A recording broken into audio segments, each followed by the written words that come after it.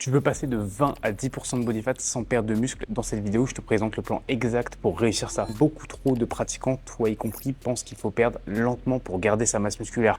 300, 400 grammes par semaine. Je vais te montrer exactement pourquoi tu ne devrais surtout pas faire ça. Mais avant que je t'explique tout ça, laisse-moi me présenter 30 secondes. Moi, c'est Mathis. Je suis bodybuilder naturel et également coach en ligne. J'ai pu accompagner des dizaines de personnes dans cet objectif justement de descendre en body fat et d'atteindre des physiques absolument shred comme je peux te mettre à l'écran. C'est largement possible. Si tu veux voir les transformations, tu peux aller sur ma page Instagram directement en description sur laquelle je publie également du contenu régulier. Au début de ta sèche, tu dois être agressif. C'est là où tu as le plus d'énergie. C'est ce qui te permettra réellement de réussir. Donc, je vais te montrer exactement la stratégie que tu dois mettre en place, combien de kilos tu dois perdre et spoiler, c'est beaucoup plus que ce que tu crois. Également, comment gérer ses glucides, son cardio, son alimentation en général pour vraiment réussir cet objectif. Le premier mythe à déconstruire, c'est la réalité du poids que tu dois vraiment perdre pour devenir sec. Si tu veux passer de 20 à 10% de body fat, déjà sache que potentiellement tu estimes très mal ton body fat. Pars du principe que tu as toujours 5% de body fat en plus que ce que tu estimes réellement. Et pars également du principe que pour ça, va falloir perdre 5 kilos. Ça va être minimum, et je dis bien minimum, 10 kilos. Donc si actuellement tu fais 80 kilos, tu vas au moins devoir descendre jusqu'à 70, voire un petit peu moins. Et ça, il faut déjà l'avoir en tête au moment où tu démarres ta sèche. Si tu planifies de perdre 6-7 kilos pour atteindre ton objectif et que ce n'était pas réellement ce que tu voulais, ça flingue complètement ta planification et la sèche que tu vas mettre en place. Et pour que tu puisses visualiser un petit peu ce que ça représente, je te mets à l'écran une transformation d'un de mes clients, Mathéo, qui est monté à 82 kilos au pic de sa prise de masse ici, où il était à peu près autour des 20% de body fat et actuellement où il est à 68 kilos et il est autour des 10%, voire légèrement moins, mais à peu près autour de ça. Donc il lui a fallu 13 kilos, 13-14 kilos pour réussir à atteindre cet objectif-là. Dis-toi bien que tu dois forcément perdre plus que ce que tu imagines. La meilleure stratégie pour réussir, c'est d'être agressif dès le début. C'est ce que je t'ai dit, ça va un peu à l'encontre de tout ce qu'on a pu te dire sur les réseaux ou que d'autres mauvais coachs ont pu t'enseigner en te disant que tu allais très doucement sur la perte de gras car sinon tu allais perdre du muscle. C'est pas du tout le cas. Si tu commences une perte de gras, ça veut dire que tu as du gras à disposition, que ton corps il est gras et le gras c'est de l'énergie. Donc à ce moment-là, vu que tes calories sont déjà hautes et que tu as du gras à disposition, tu peux te permettre d'être très agressif parce que l'impact du déficit calorique, il sera assez peu important sur ton niveau d'énergie en général. Là où quand tu commences à être vraiment sec, c'est le moment où il va falloir faire plus attention. Donc dans cette première phase, idéalement, 8 à 10 semaines à fond, full perte de gras, pas de jour haut, pas de diet break ou quoi que ce soit, juste un déficit agressif. Admettons, tu manges actuellement 3500 calories. Je te conseille de faire un drop de calories entre 2003 et 2500 calories. Sans changer tes nombres de pas, sans changer ton cardio. Si tu fais 10 000 pas, reste à 10 000 pas. Juste baisser tes calories. Faire au moins 1000 à 2000 calories de drop selon combien tu étais. Si tu es à 4005, tu peux très bien aussi passer à 2005. C'est absolument pas un problème. Coupe principalement tes glucides, donc garde tes protéines hautes, garde des lipides relativement corrects. Si tu étais par exemple à 80, tu peux rester autour des 65-70 et principalement baisse les glucides. Aussi simple que ça.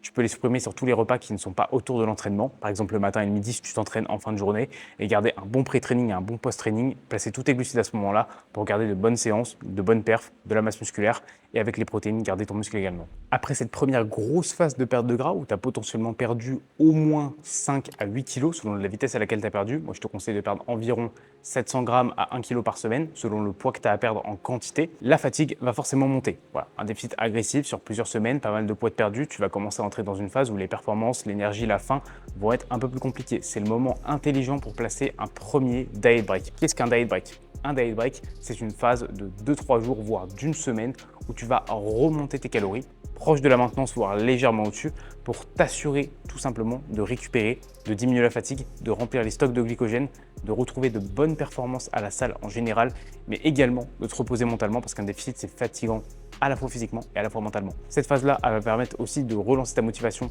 à l'idée de repartir en déficit et donc de passer à la phase suivante. Attention, un diet break, ce n'est pas un cheat week, ce n'est pas un cheat day, c'est pas un moment où tu te dis je vais au sushi à volonté, je tape tout. Un diet break, c'est aussi contrôlé que ta diète. C'est simplement une augmentation des glucides, potentiellement un peu des lipides sur quelques jours, ni plus ni moins. Les mêmes aliments que tu avais l'habitude de consommer en plus grande quantité. Après ce diet break, on arrive dans la phase suivante, c'est tout simplement une reprise du déficit, mais une grosse partie du poids a déjà été perdue. Tu commences à être déjà sec, donc là le but ça va être de faire un déficit un peu plus modéré, donc un peu moins agressif, reprendre des calories proches de ce que tu avais avant, mais vu que ta maintenance s'est adaptée, en réalité réalité, ton déficit qui était peut-être de plus de 1000 calories au début, il se retrouve plus autour des 500 calories. Ça devrait être suffisant pour perdre du gras. Le but, c'est de perdre environ 500 grammes par semaine à ce moment-là, perdre un tout petit peu moins vite, s'assurer qu'on maintient la masse musculaire en priorité.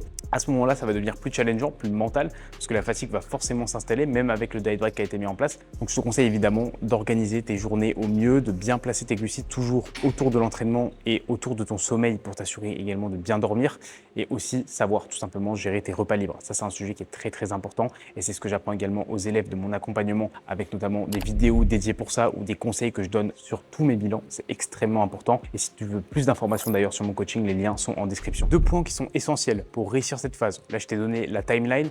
Maintenant, on va parler de la perte musculaire. Je l'ai également abordé un petit peu avant. L'objectif, ça va évidemment être de conserver sa masse musculaire. Bon, déjà, il faut savoir une chose, c'est qu'être en déficit calorique, ça ne veut pas dire perdre du muscle. La perte de muscle, elle intervient surtout lorsque les performances en salle et l'intensité en salle diminuent. Donc très important, partie mentale, garde la même mentalité en sèche qu'en prise de masse lorsque tu vas t'entraîner. Ton but, c'est de protéger tes performances à tout prix. De dire que tu dois garder les mêmes performances. Elles vont probablement diminuer un petit peu, mais ça doit vraiment être quelque chose que tu n'as pas fait volontairement. Tu dois vraiment avoir tout fait pour les protéger et surtout les protéger avec une bonne technique. Donc assure-toi de te filmer régulièrement, noter tes charges dans un logbook et ces deux choses-là vont énormément t'aider à garder ton muscle. Également, comme je l'ai dit, le placement des glucides avant l'entraînement, c'est pas quelque chose qui est fait au hasard. C'est ce qui permet de mettre toute ton énergie, tous tes œufs finalement dans le même panier pour t'assurer que ta séance soit la plus qualitative possible avec le peu de glucides que tu as à disposition. Et donc, avec cet aspect justement tracking des perfs, bonne mentalité, glucides avant l'entraînement, tu t'assures de maintenir de bonnes perfs et donc tout simplement de maintenir le meilleur physique. Tu pourras également diminuer un petit peu ton volume total d'entraînement pour t'assurer que chaque série est extrêmement productive. Il vaut mieux maintenir des séries de qualité que maintenir beaucoup de séries de piètre qualité. Et donc le dernier point, comment faire les ajustements au niveau des calories, au niveau des pas, au niveau du cardio. Car évidemment, ce que tu mets en place au tout début de la première semaine ne devra pas être la même chose sur les semaines qui suivent si ça ne bouge pas. Si tu vois que ton poids ne bouge pas, déjà pas d'inquiétude, je te conseille de peser tous les jours et faire un point avec les moyennes de chaque semaine, pas de comparer les pesées d'une journée à une autre. Ça te permettra d'avoir quelque chose de beaucoup plus fiable. Si tu vois que ton poids stagne réellement de façon assez prononcée sur 7 à 10 jours, tu peux baisser tes calories d'environ 25 à 50 grammes de glucides sur une baisse, ça fait environ 100 à 200 calories et potentiellement 5 à 10 grammes de lipides en plus durant cette baisse selon à quel point tu vois que ton poids stagne. Tu peux également implémenter du cardio, surtout sur la première phase où il faut être assez agressif, donc potentiellement 20 à 25 minutes de cardio en marche inclinée à 120 à 150 BPM. Ça peut être tout autre type de cardio, ce qui compte c'est de monter ton BPM pour t'assurer tout simplement d'avoir une dépense plus haute. Tu peux également monter tes pas, le but c'est juste de trouver le bon équilibre en termes de gestion de ton temps, gestion de tes séances et que cette augmentation du cardio et des pas ne vienne pas impacter tes séances. Donc essaye de bien les placer de façon intelligente, potentiellement un cardio loin de l'entraînement, donc le matin à jeun ou sur les jours off et ce sera beaucoup plus intéressant pour toi. Et voilà, maintenant tu as la roadmap complète pour passer de 10 à 20% de body fat de façon super simple, super claire et super concise. Et si tu veux que je t'envoie le récap complet de cette roadmap et de la vidéo que je viens de te présenter, tu as juste à m'envoyer roadmap sur Instagram, il y a le lien en description de mon compte et je t'envoie ça directement sous format PDF. Si actuellement tu es bloqué sur ton plan, que tu n'avances pas comme tu veux, j'offre des consultations offertes de 30 minutes. C'est un appel avec moi durant lequel on va revoir actuellement ce que tu mets en place et comment moi je pourrais t'aider durant cet appel, ne serait-ce qu'à améliorer ton plan et enfin avoir des résultats. Tu as juste à réserver, il y a un lien Calendly qui est en description. N'hésite pas également à t'abonner à ma chaîne YouTube si tu as apprécié ce type de format, à me le dire en commentaire, à me le faire savoir évidemment, à me faire savoir aussi dans quelle phase tu es actuellement. Est-ce que tu es plutôt en prise de masse, plutôt en sèche? Est-ce que tu es satisfait de ton physique? Également, active la cloche pour suivre les prochaines vidéos. Merci pour ce visionnage, on se dit à très vite.